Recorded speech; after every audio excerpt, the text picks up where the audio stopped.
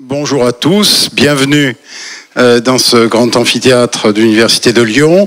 Je m'appelle Didier Pourquerie, je suis directeur de la rédaction du site de Conversation et qui est partenaire de cette matinée organisée par la CPU et l'Université de Lyon. Le thème, comme vous l'avez vu, c'est « Face au désordre de l'information, comment apprendre à apprendre au lycée ?» et à l'université. Et j'appelle tout de suite Monsieur Ouabdallah, le président de l'Université de Lyon et vice-président de la CPU, à ouvrir ce colloque. Madame, ça marche ou pas ça? Oui, c'est bon. Madame la rectrice de l'Académie de Grenoble, et puis j'en profite pour saluer la rectrice de la région académique de Lyon et de l'Académie de Lyon, de Auvergne-Rhône-Alpes, et rectrice de l'Académie de Lyon, le recteur de l'Académie de Clermont-Ferrand, qui vont nous rejoindre sans doute un peu plus tard. Je voudrais saluer aussi le président de l'Université Paris-Nanterre, Jean-François Ballaudet, qui est président de l'Alliance Athéna, qui n'est pas ici, mais qui va être là par les mystères de la visio. Je voudrais saluer aussi tous les proviseurs qui sont ici présents et qui nous ont fait l'amitié de mobiliser leurs enseignants et puis leurs élèves, que je salue aussi par la même occasion. Je voudrais saluer tous les enseignants qui sont ici, tous les étudiants et tous les lycéens, et puis vous saluer tous d'une manière collective, en vous souhaitant la bienvenue à l'Université de Lyon dans cet amphithéâtre, et en vous souhaitant aussi un beau colloque. Alors, je voudrais dire quelques mots assez rapidement. Tout d'abord, en tant que président de l'Université de Lyon, évidemment, vous redire que je suis très heureux de vous accueillir ici. Vous dire que l'Université de Lyon était très heureuse de co-organiser ce colloque avec la conférence des présidents d'université, avec le partenariat avec The Conversation, et je vous remercie de votre présence, Monsieur Pourquerie. Ce colloque va s'organiser autour de tables rondes qui toutes les trois portent sur des sujets extrêmement, cruciaux aujourd'hui. Le débat public s'arrête-t-il à la porte des salles de classe? Science ou opinion? Et entre droit à l'information et libre expression. Donc on voit bien que ces trois intitulés sont évidemment pas innocemment choisis, bien sûr, et on peut imaginer quelle réponse on va y apporter. Mais ce qui est important, c'est pas seulement la réponse qu'on va y apporter, mais c'est aussi tout le bagage argumentaire et de compréhension des mécanismes qui est important à appréhender et à approprier. Alors, en tant que vice-président de la CPU, et donc au nom de la conférence des présidents d'université, je voudrais dire aussi un certain nombre de messages. Tout d'abord, le fait que la CPU est engagée depuis longtemps sur le sujet de la désinformation, parce que c'est un enjeu fort et qui ne cesse de se complexifier. Et l'événement d'aujourd'hui, ce colloque, il vient à la suite d'autres colloques que nous avons organisés, en particulier en novembre 2016 à Caen, sur le sujet devenir citoyen à l'ère du numérique, et puis le colloque du 15 février 2018 à l'Université Sorbonne Nouvelle, avec comme thématique l'université comme rempart aux fake news. La CPU aussi, et les universités d'une manière générale, sont concernées par cette question de la désinformation. Pourquoi? Tout simplement parce que c'est une menace sur la science, et ces menaces ne faiblissent pas, malheureusement, et la fausse science, avec des guillemets, se propage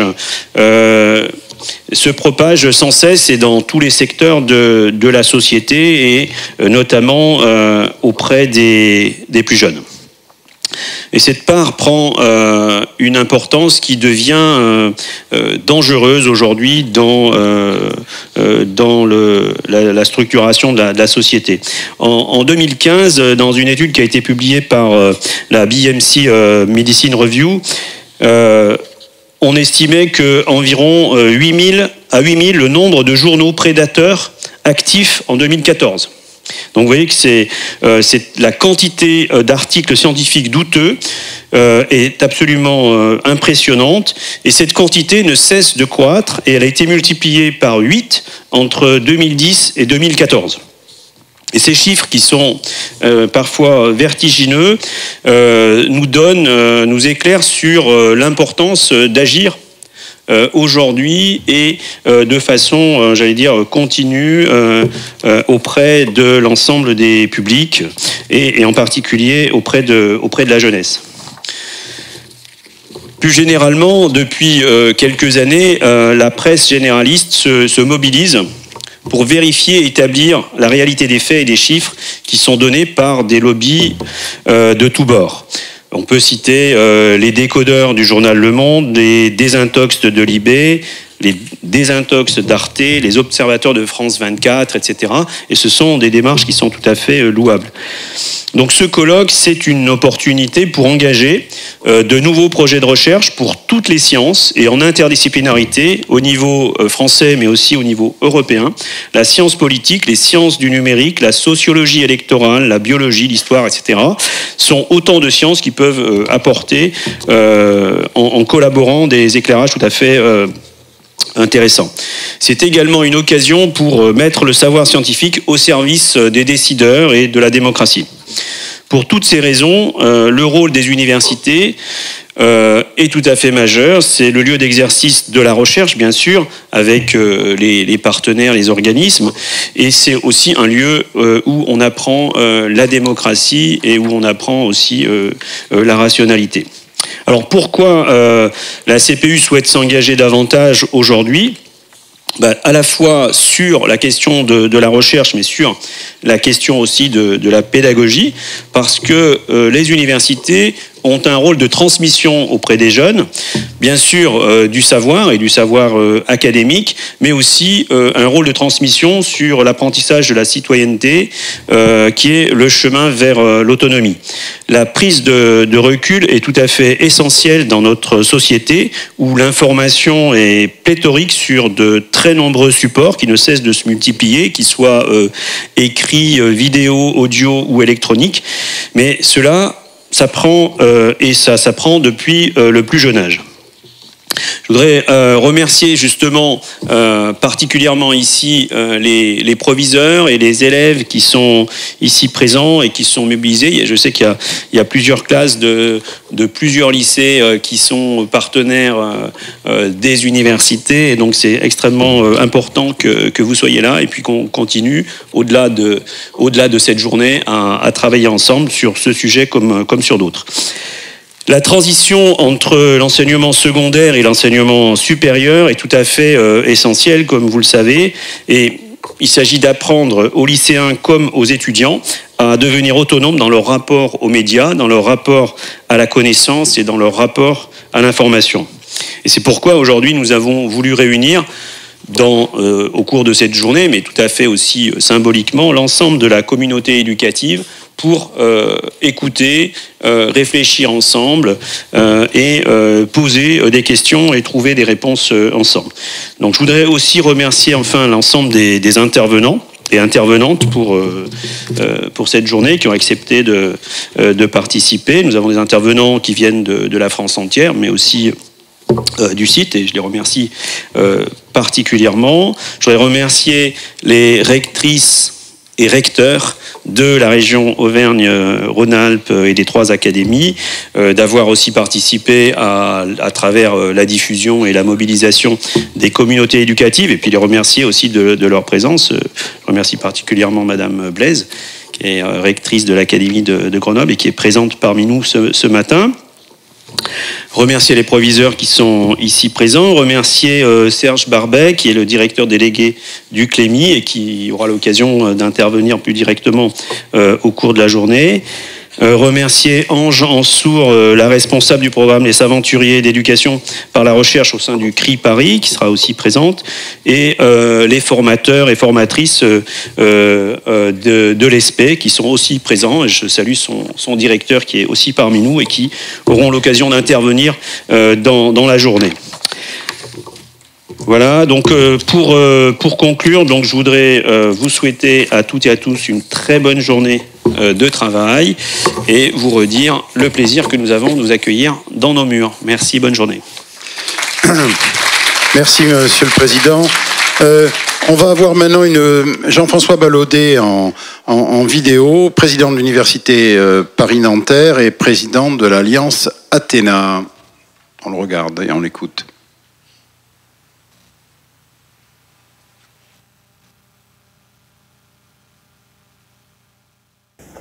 Bonjour à toutes et à tous. J'ai grand plaisir à saluer les organisateurs de ce colloque, la conférence des présidents d'université, l'Université de Lyon, The Conversation France, et saluer l'ensemble des participants. C'est très frustrant pour moi de ne pouvoir intervenir que par l'intermédiaire de cette vidéo. Et voilà, les impératifs d'agenda ont fait que je n'ai pas pu me déplacer à Lyon. J'en suis désolé. Mais je voulais vous dire tout de même quelques mots au nom de l'Alliance Athéna. C'est vraiment une grande satisfaction, me semble-t-il, que la CPU continue à creuser un sillon qu'elle a commencé à investir depuis 2 ans, puisque nous avons là un nouveau colloque, celui qui nous réunit face au désordre de l'information, comment apprendre du lycée à l'université, qui s'inscrit, pour ainsi dire, dans une série. Ça commence à devenir une série. En 2016, à Caen, nous avions organisé Devenir citoyen à l'ère numérique, enjeux scientifiques et éducatifs, et plus récemment à la Sorbonne Nouvelle en février dernier, l'université comme rempart aux fake news. C'est vraiment, me semble-t-il, l'honneur et le devoir des universités de se mobiliser pour lutter contre l'ensemble des désordres de l'information, des fake news, des fake sciences, parce qu'il y va dans ces sujets majeurs pour la démocratie de la capacité d'abord à faire le départ entre savoir scientifique et savoir d'opinion. Il y va aussi, et encore plus fondamentalement, des règles mêmes de production et de validation du savoir scientifique. De ce point de vue, les sciences humaines et sociales ont un rôle tout particulier à jouer, non seulement parce que leur domaine propre d'étude est traversé de désinformation partisanes, orientées, mais aussi parce que les sciences humaines et sociales étudient les phénomènes de traitement, de transmission, de diffusion de l'information, ainsi que la question des validations des énoncés scientifiques ou à valeur de vérité. C'est la raison pour laquelle l'Alliance Athéna, Alliance nationale de recherche dans le domaine des sciences humaines et sociales, attache une très grande importance à cette initiative et la soutient évidemment de manière entière et résolue. Je dirais, peut-être pour nourrir le propos introductif et livrer quelques pistes de réflexion très rapides, qu'il y a, à mon sens, 3 responsabilités pour nous qui se présentent sur ce sujet en tant qu'éducateurs et formateurs, en tant qu'universitaires, en tant que scientifiques.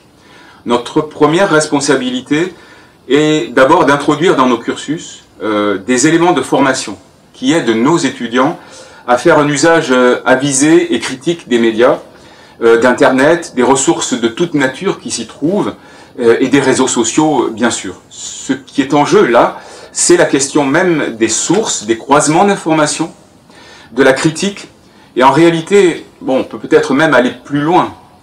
Cet apprentissage ne devrait en rien être dissocié de l'acquisition même des savoirs académiques, lesquels s'appuient eux-mêmes sur des ressources disponibles sur Internet de plus en plus, et aussi bien en produisent et en mettent à disposition. De fait, nos recherches peuvent alimenter le débat public, et même, je dirais, doivent l'alimenter. À ce titre, ignorer la mutation de nos environnements d'information et de débat, alors que nous y sommes plongés, cela n'a pas beaucoup de sens, et nous devons très certainement prendre la pleine mesure de toutes ces évolutions. Évidemment, mutatis mutandis, une réflexion similaire doit certainement être conduite dans le cadre scolaire. Notre deuxième responsabilité est sans doute d'inclure dans notre réflexion la formation des professionnels des médias, qui occupe évidemment une place très particulière dans ces problématiques. On observe aujourd'hui trop de manquements aux règles fondamentales d'un journalisme crédible et de référence, y compris de la part de médias de bonne réputation. Nous voyons trop souvent des articles appuyés sur des points de vue unilatéraux, sans vision contradictoire, sans enquête suffisamment approfondie.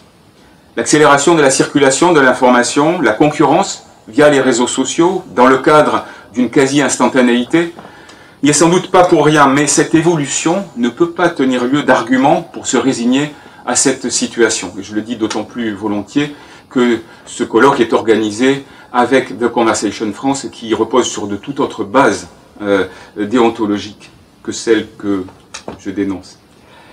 Notre troisième responsabilité, enfin, nous, formateurs, universitaires, scientifiques, eh bien, elle est de nous exercer constamment nous-mêmes à respecter des règles de méthode, non seulement dans notre champ de recherche, bien entendu, mais au-delà.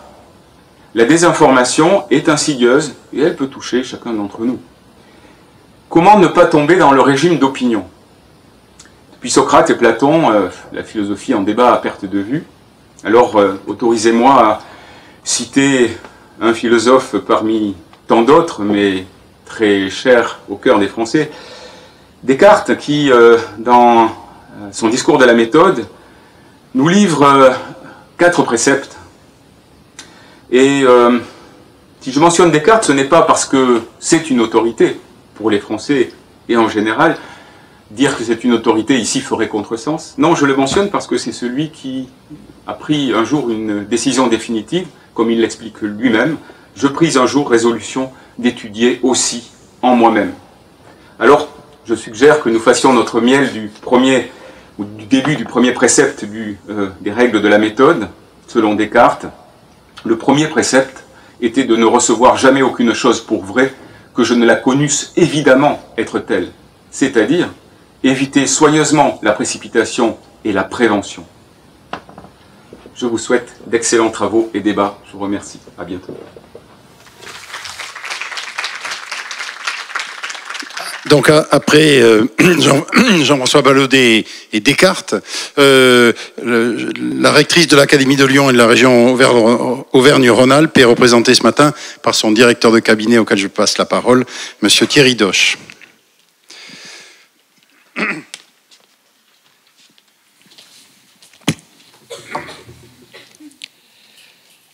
Madame la rectrice de l'Académie de Grenoble, Monsieur le président de l'Université de Lyon, que je salue et qui est maintenant pris par d'autres obligations, Mesdames et Messieurs les chercheurs, Mesdames et Messieurs les proviseurs, inspecteurs représentés aujourd'hui, Mesdames et Messieurs les enseignants, chers étudiants, et surtout, aujourd'hui, avec fierté, chers élèves.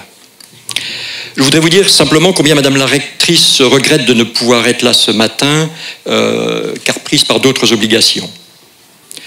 Je voudrais vous remercier de nous accueillir, Monsieur le Président, et toutes ses équipes, une nouvelle fois dans cette agora que constitue l'IDL, qui accueille si souvent nos travaux, nos échanges, et qui constitue un vrai lieu de partage et de réflexion autour de toutes les questions d'éducation.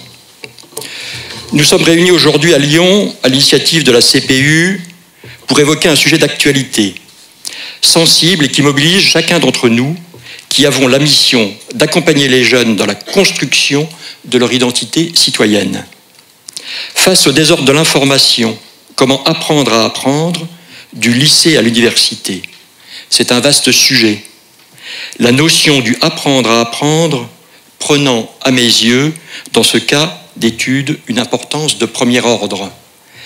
La question de la rumeur et de la manipulation de et par l'information n'est pas un phénomène récent. Il fait partie depuis toujours de l'action publique et politique. Repensons à cette phrase de Nicolas Machiavel. Et là, les élèves qui sont là, peut-être que ça résonnera un petit peu en eux, ou en tout cas auront l'occasion de le regarder à certains moments de plus près. Et les hommes ont tant de crédulité, ils se plient si servilement aux nécessités du moment, que le trompeur trouvera toujours quelqu'un qui se laisse tromper. On peut également citer Sun Tzu. Toute guerre est fondée sur la tromperie. Il est vrai que l'information, ou plutôt la désinformation, est une arme de guerre, éprouvée, redoutable, et quelle que soit la nature du conflit, économique, politique, idéologique ou industriel. Pourtant, ce que l'on appelle désormais, selon le terme anglo-saxon de fake news, est revenu au cœur du débat public pour atteindre son paroxysme avec les dernières élections présidentielles américaines. On peut s'interroger sur la résurgence de ce phénomène sur le devant de la scène et les différentes formes qu'il peut prendre. Rumeurs, désinformation, manipulation, conspirationnisme, voire propagande. Si le phénomène n'est pas nouveau dans sa nature, il l'est en revanche par son ampleur, dû à la mobilisation, ça a été rappelé à de nombreuses reprises, aux nouveaux outils technologiques et numériques et aux nouveaux circuits d'information sans aucune médiation. Les réseaux sociaux permettent une diffusion rapide et sans filtre, mais nous observons aussi une mutation des organes d'information et de presse classiques dans une concurrence maintenant mondialisée. C'est aussi la question de l'utilisation des données et des algorithmes, la place de l'intelligence artificielle dans la société. En tout état de cause, il interroge sur le fonctionnement de nos démocraties et les fondements de ces dernières. Car si la manipulation des opinions a surtout été l'apanage des régimes autoritaires, n'est-elle pas en train de menacer nos sociétés? En tout état de cause, le phénomène a pris suffisamment d'ampleur pour que le Parlement ait pris l'initiative d'un projet de loi en faveur de la protection des citoyens. Actuellement, ce texte est en deuxième lecture dans le circuit législatif. Quand on prend connaissance du travail fait en commission parlementaire et des débats en assemblée, on réalise la difficulté rencontrée pour traiter le sujet. Caractère protéiforme des fake news, des auteurs divers et pas toujours identifiés, des supports variés, des intentions plus ou moins néfastes, du simple canular à la manipulation. La question centrale est de savoir quelle réponse il est possible d'apporter dans la régulation et le contrôle de ces fausses informations.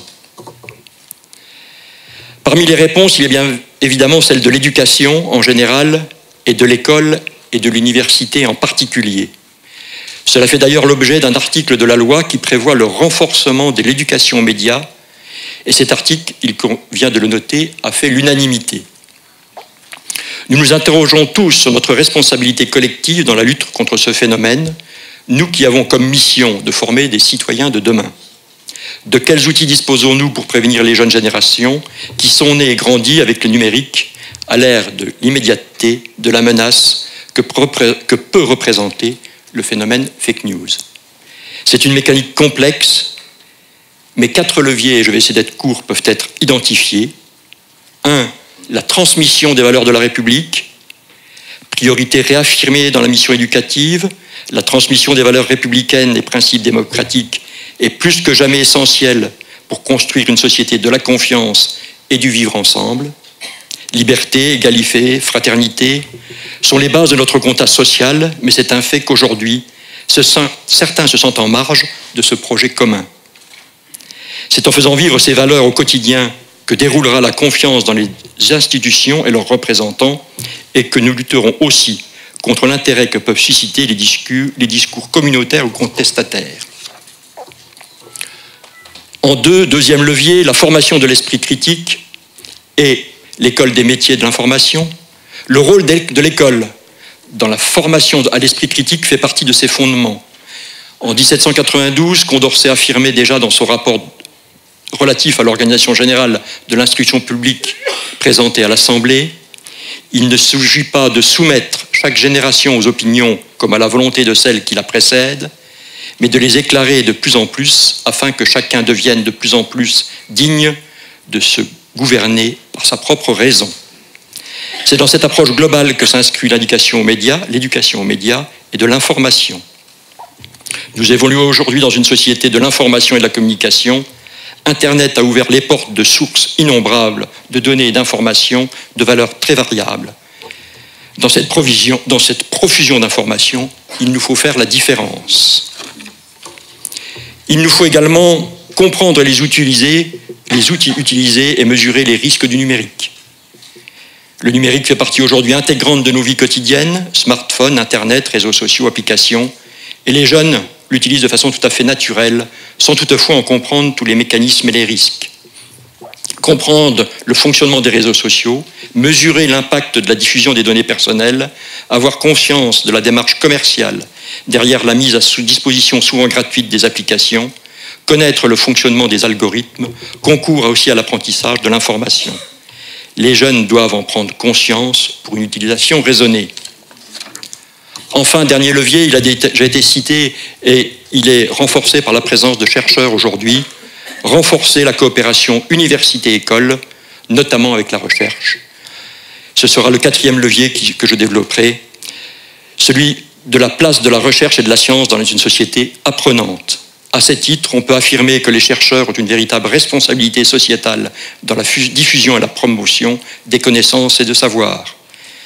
Force est de constater qu'il peut parfois se manifester une certaine défiance entre la communauté scientifique et la société.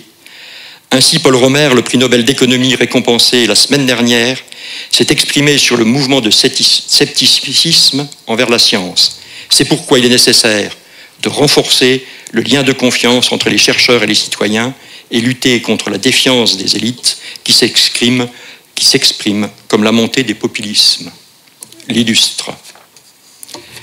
Je vous souhaite à tous, à chacun, à chacune, une excellente journée, que les débats et les échanges soient riches pour que progresse la connaissance de chacun et de chacune. Merci.